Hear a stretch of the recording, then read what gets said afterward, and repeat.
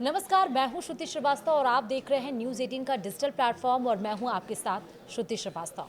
अभी रक्षाबंधन बीता है, उसके बाद जन्माष्टमी और अब गणेश चतुर्थी आने वाली है।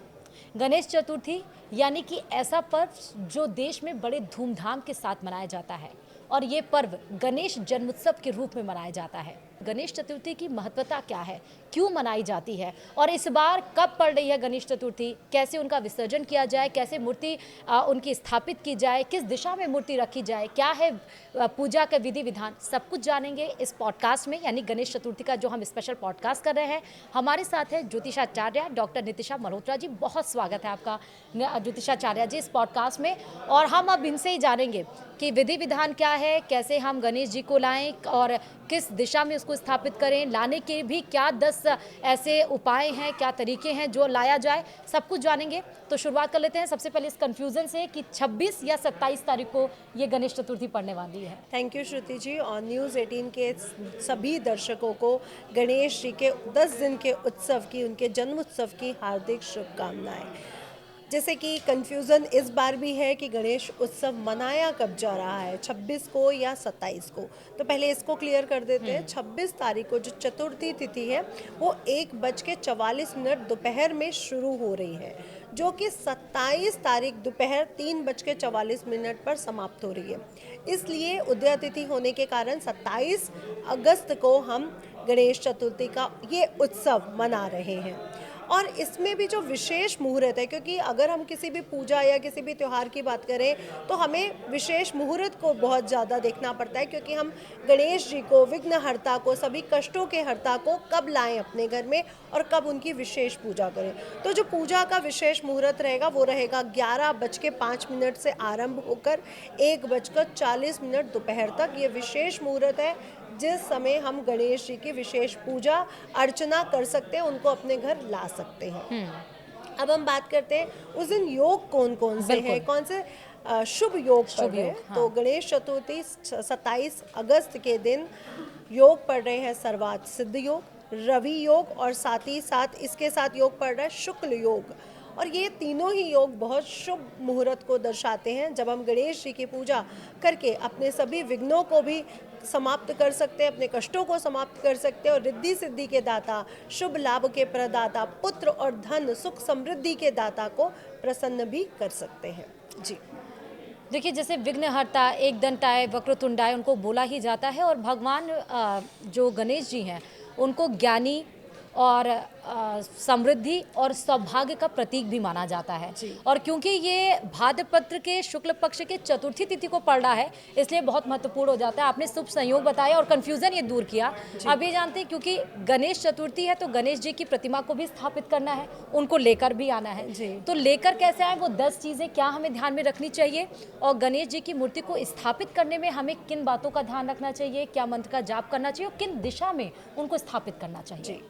श्रुति जी, ये आपने बिल्कुल ठीक कहा कि भाद्रपद की शुक्ल पक्ष की चतुर्थी तिथि को ये त्यौहार शुरू होता है, यानी गणेश जन्मोत्सव के ये 10 दिन हम सेलिब्रेट करते हैं। लेकिन इस चतुर्थी तिथि को अगर कृष्ण जी की गाय माता या बछड़े के साथ पूजा की जाए तो और भी ज़्यादा विशेष हो जाता है। इसके साथ चंद्र देवता की भी पूजा का विधान है और चौथ माता की पूजा का भी विधान है, इसलिए चौथ माता की पूजा भी इस दिन की जाती है। और साथ ही साथ चंद्र जब उदय होते हैं तो चंद्र देवता की पूजा भी गणेश जी के मंत्रों के साथ और कृष्ण जी के मंत्रों के साथ की जाती है, इसलिए यहाँ पे 4 पूजाएं बहुत इस दिन के लिए विशेष हो जाती है।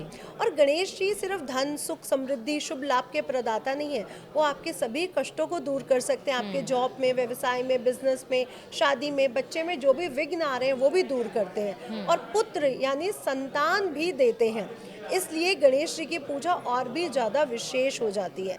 अब जैसे कि आपने पूछा कि जब हम गणेश जी लाएं तो कौन सी बातों का ध्यान रखें, तो 10 बातें जो बहुत विशेष है जब हम गणेश जी की प्रतिमा को लेने जाएं, क्योंकि जब हम गणेश जी की प्रतिमा को लाते हैं तो हमें ध्यान देना पड़ता है उनका सूंड किस साइड हो। हाँ।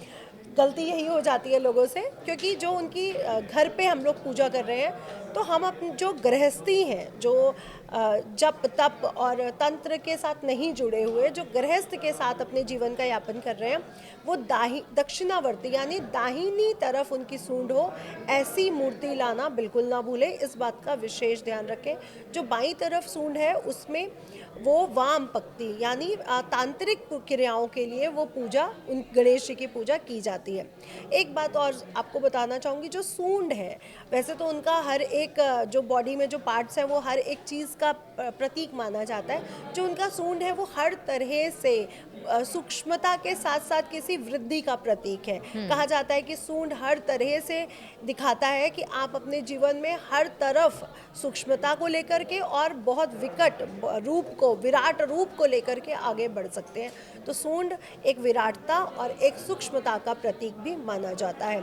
अब सूंड की बात करें, दूसरी बात जो गणेश जी को लाते समय हमें ध्यान रखनी चाहिए कि मिट्टी की प्रतिमा हो। हाँ। प्लास्टर ऑफ पेरिस, प्लास्टिक, जो हम गलत चीज़ों का प्रयोग कर रहे हैं वो हमारी प्रकृति की हानि हो रही है। इसलिए मिट्टी की प्रतिमा ज़रूर लाएं। नहीं लाभ मिल रही है तो आप अपने हाथों से भी प्रतिमा बनाते हैं तो बहुत विशेष आपको लाभ मिलेगा, क्योंकि आप जब हाथों से बनाएंगे तो एक भाव भाव जुड़ जुड़ जाएगा। जाता है, बिल्कुल, जी, हाँ। तो मिट्टी की प्रतिमा लाना बिल्कुल ना भूलें। तीसरी बात का विशेष ध्यान रखें कि नाचते हुए गणेश जी की प्रतिमा अपने घर में नहीं लानी चाहिए। पंडाल में, मंदिरों में, व्यवसायिक क्षेत्रों में हो सकती है, बट घर पे नहीं होनी चाहिए, क्योंकि स्थायित्वता का प्रतीक है बैठे हुए गणेश जी।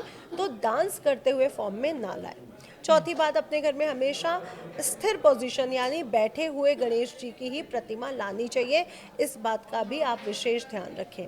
पांचवा जो बहुत विशेष है कि अगर आप धन के लिए गणेश जी ला रहे हैं तो उनके कमर में या गले में या बाजुओं में सर्पदेव बंधे हों। ऐसे अगर गणेश जी आपको मिल जाते हैं तो आपके घर में धन की स्थिति बहुत मजबूत होने वाली है। छठी बात का विशेष ध्यान रखें कि गणेश जी के साथ रिद्धि सिद्धि का होना बहुत विशेष है। इनके बिना अगर आप प्रतिमा लाके पूजा कर रहे हो तो पूजा स्वीकार नहीं होगी। इसलिए रिद्धि सिद्धि माता की मूर्ति जरूर लाएं, या फिर सुपारी पे कलावा बांध के उनके दाहिनी तरफ रिद्धि जी को और बाईं तरफ सिद्धि जी को विराजमान करें, तभी आप पूजा आरंभ करें। छठा जो और भी ज्यादा विशेष है कि गणेश जी की मूर्ति लेते समय मूषक का ध्यान दें, क्योंकि बिना वाहन के किसी भी प्रतिमा मूर्ति की पूजा नहीं शुभ मानी जाती है। इसलिए गणेश जी की पूजा में मूषक देव जरूर होने चाहिए, इस बात का भी जरूर ध्यान दें। सातवीं और भी ज़्यादा विशेष बात कि मूर्ति बहुत बड़ी ना लाएं, क्योंकि आप अपने घर में ला रहे हैं, उनका विसर्जन भी करना है, हमें जगह भी चाहिए, तो बहुत बड़ी मूर्ति ना लाएं।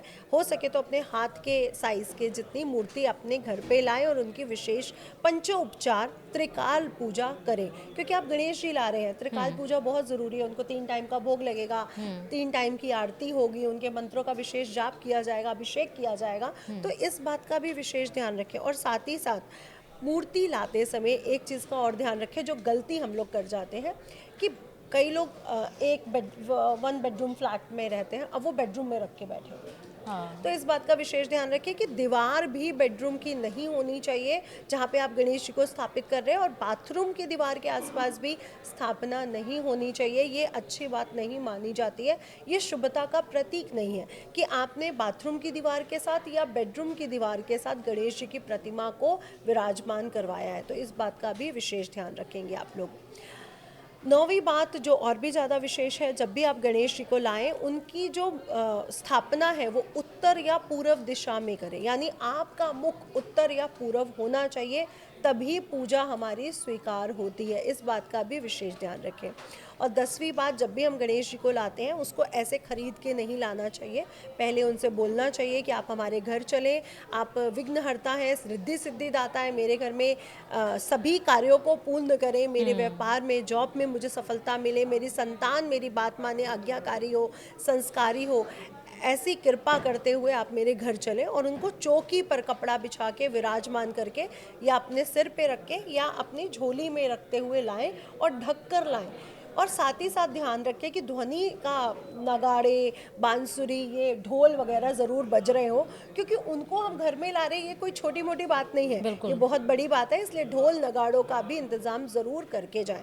तो ये विशेष बातें हैं जब हम मूर्ति को लाते हैं। जो गलतियाँ कहीं ना कहीं लोग कर जाते हैं, छोटी छोटी सी गलतियाँ, ये इस बार हमें गलतियाँ नहीं करनी है। जी।